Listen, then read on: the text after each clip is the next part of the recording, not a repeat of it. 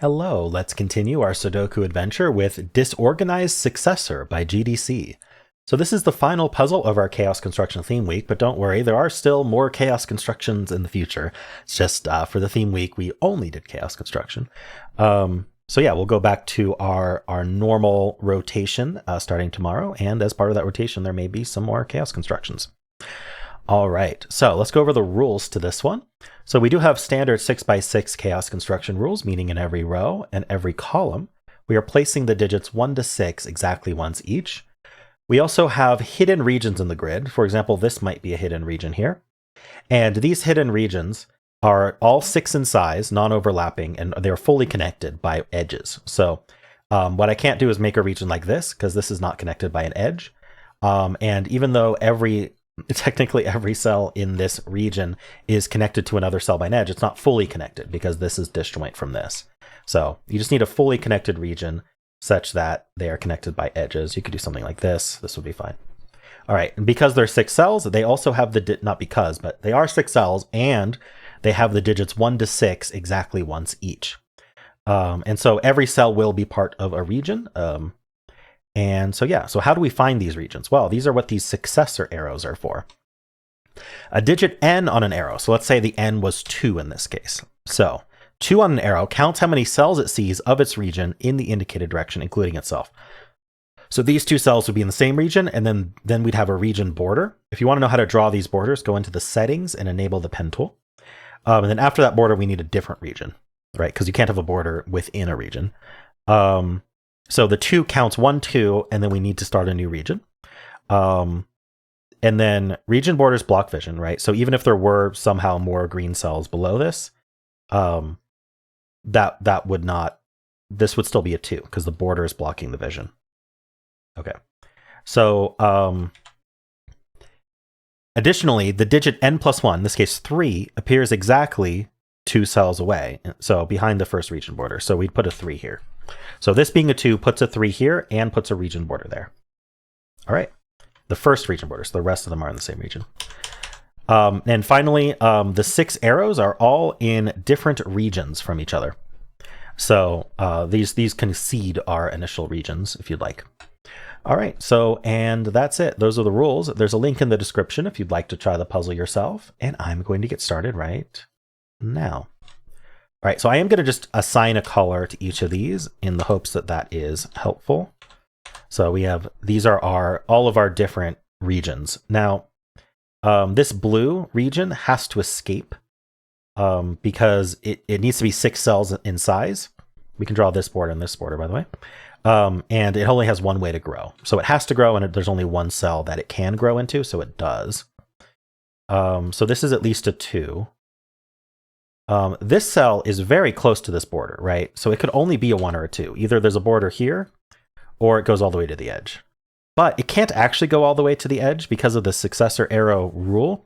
If this was a 2, it means we have to put a 3 outside the grid. I don't think that's allowed. So I'm going to say this is a 1, this is a 2.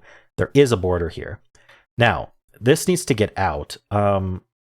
This could be yellow or orange, so I don't think I can actually give it a color yet. But now purple has only one way to grow. It has to grow this way. Now this here, 1 and 2 are gone, and we can only have up to 3 cells in our region before we hit purple. Otherwise, we'd be in the same region as this other arrow, which is against the rules. So these are all green, and this is a 3, which places a 4 there, and we get a border. We get a 3 in the corner right away. Nice. Now purple does have to keep going, so it grows here, and there's this border. Okay. What's some other low-hanging fruit here? Maybe this yellow, because it can't be 2. It could be a 1. If it was a 1, it would just grow to the left. That seems fine. Oh, but if it was a 1, it would place a 2 there, and we can't, because there's already a 2. So it can't be 1, can't be 2, because it's a 2 in the column. If it was 3, we'd take all 3 of these, and we put a 4 here. If it was 4, it would take all 4 of these and put a 5 there, but there's already a 2 there. So this actually has to be 3 with a 4 there. There's a border here. These are yellow. Okay, and so now with this border, yellow can't take these 2 digits, so these are orange, and orange has to continue even beyond that. So there's a border here as well. Now here, this can't be 1 or 2 because it sees them. It could be a 3, which will take these 3s and put a 4 there. It can't be 4 because it sees a 4, and then it can't be bigger than that because it would go off grid. So this is a 3, placing a 4 here. There's a border here. We have to take all 3 for orange. And now yellow has to escape somewhere. It's going to actually come out 2 like this. So that's a border. There's a border there. Blue has to keep going quite a bit. It has to go all the way out to here. That's still only 5 cells. And that's a border there. Now, I think we can't make this a 5 because it would put 6 off the grid. Oh, sorry, we can't make this a 6.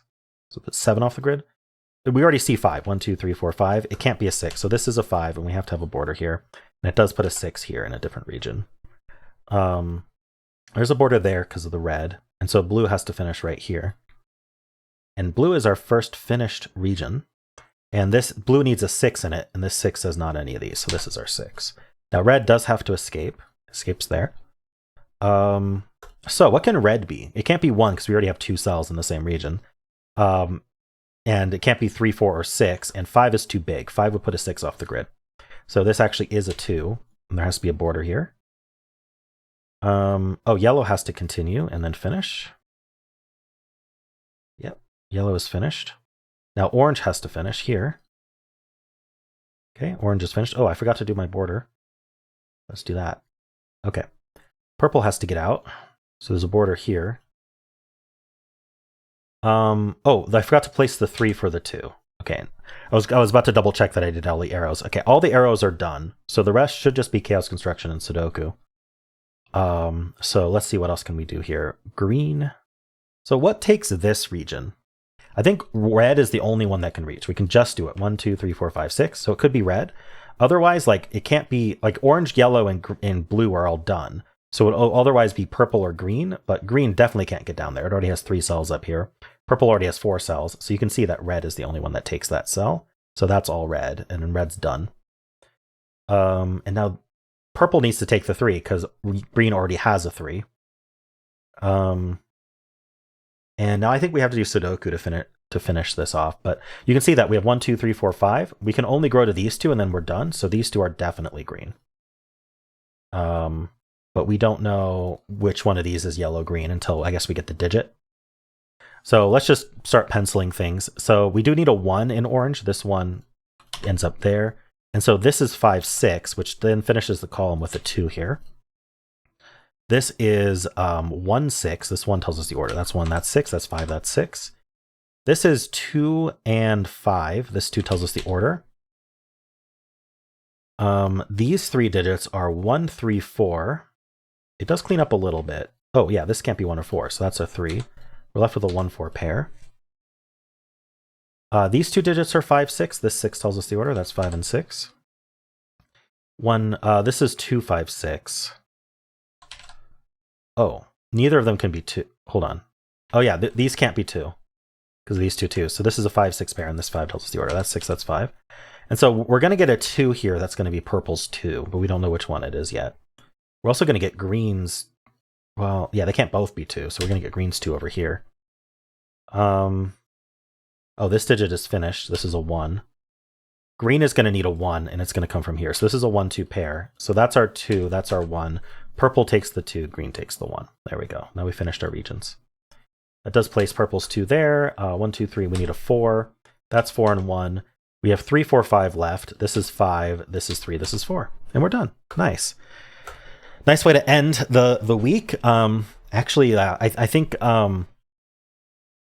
yeah, this one was really nice. It flowed really, really nicely. I think the one thing maybe that you have to realize is that the rules force you to place the n+1 digit.